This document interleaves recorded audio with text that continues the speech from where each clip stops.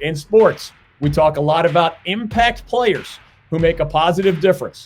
When it comes to our state's economy, the North Carolina pork industry is a true MVP. Each year, the pork industry plays an important role in supporting rural communities across our state.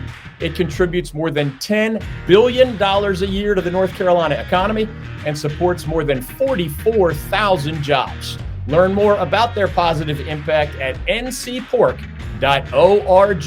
The North Carolina Pork Council, the foundational partner of the North Carolina Sports Network.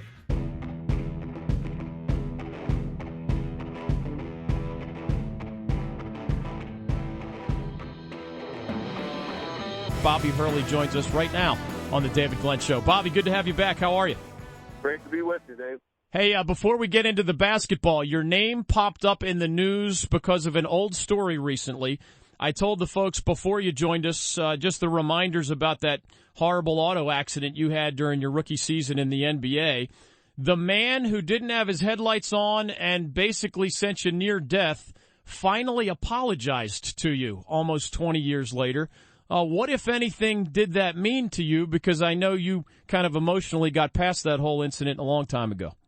Yeah, I mean, I've kind of just put that whole experience, like you said, behind me. So, the fact that it was talked about again, for that particular day just brought back some bad memories. Otherwise it didn't do a lot or change a whole lot of, my life and where it's going or anything. So, basically it was kind of a non-issue or a non-story for me. On to basketball. Is King Rice stalking you? He used to do that on the court, and now he's a head coach in the same league as you.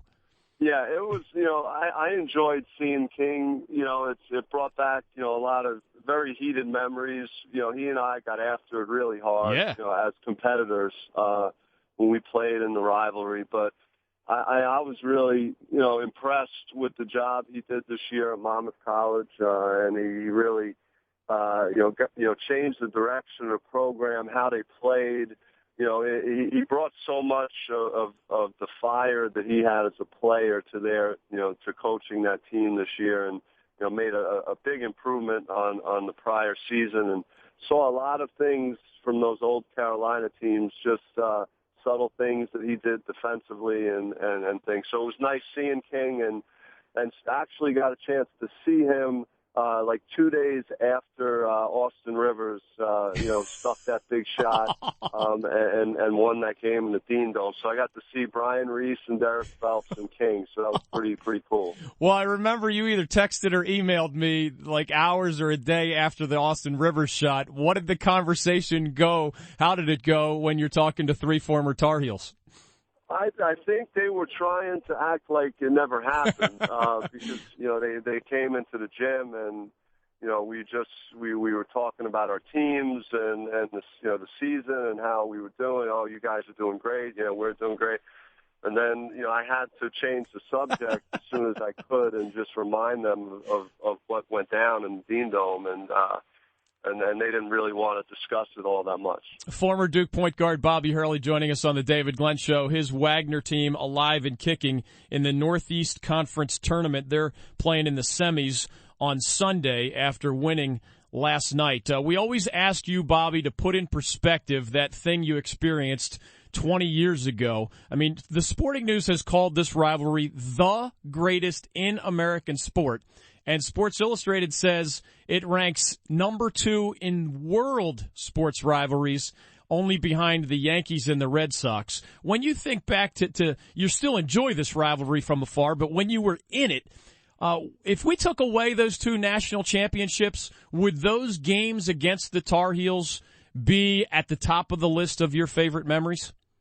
I mean, it's definitely up there. It's like, as a competitor, when you're playing at a very high level, when you're in a rivalry game like that, it just adds something extra to it. It's just the excitement, from the fans and all the great players that have been in it, all the, the clutch moments and how important it is to that area. It's, it makes it very special to play in. You start getting a sense that it's, approaching, not a day or two prior to the game, but a week or two prior, you start seeing people talking about it and getting excited. So it was always something that I thrived on and loved to be a part of. Is there anything that happened leading into games, coming out of games, among your fellow students on campus or in the locker room with your teammates? Are there any vivid memories associated with the Duke-Carolina rivalry that whenever they pop up in your head, it just brings a big smile to your face?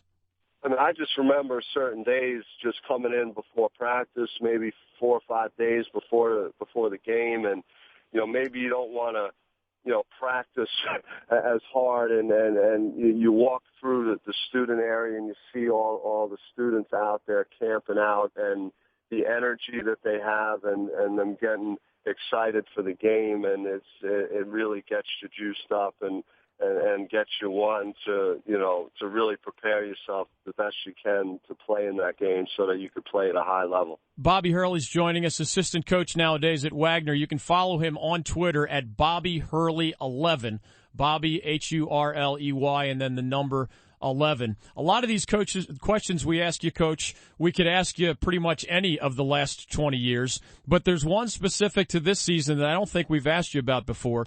You and another of our favorite guests on this show, Chris Corchiani, the former NC State point guard, have the highest career assist marks in the history of this league.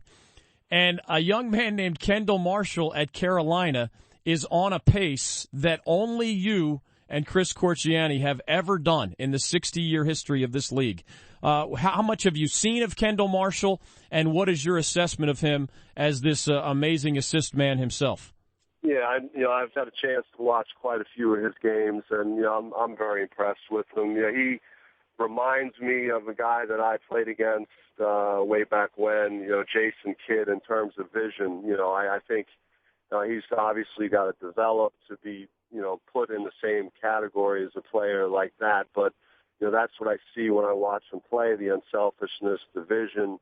And I think to accumulate those type of assist totals, you have to have an opportunity to play with great players. And I was fortunate enough to play with guys like Grant Hill and Leitner and Brian Davis and Thomas Hill and all these guys that could really finish plays. And and Kendall has that also at his disposal. He's got a lot of weapons, with Harrison Barnes and Henson and Zeller and all the front court players that he could get the ball to. So it's got to be a lot of fun for him, the way he plays the game, to have those guys around him.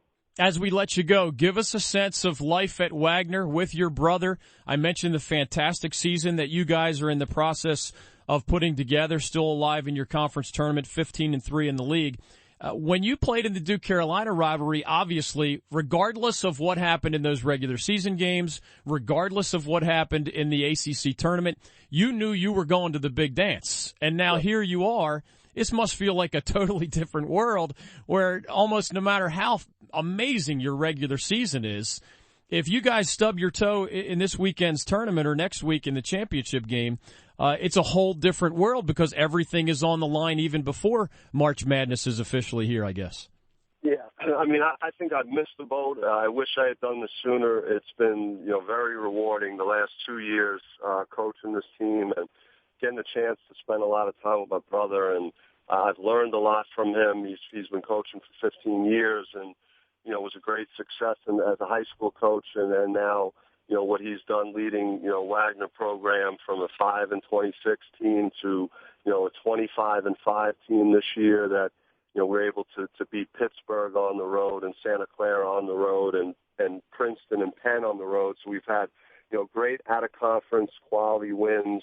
The kids have really bought into the message and our seniors who are on that 5-26 team have a chance, to play in March Madness and have a chance to play in the NCAA tournament. And, we're very happy for them and the players we're recruiting. We feel like, we could really make this something special. Bobby Hurley, it's great to see you back doing something that you love, man. Thanks so much for the visit, as always, here on the show. Great talking to you, Dave. You got it.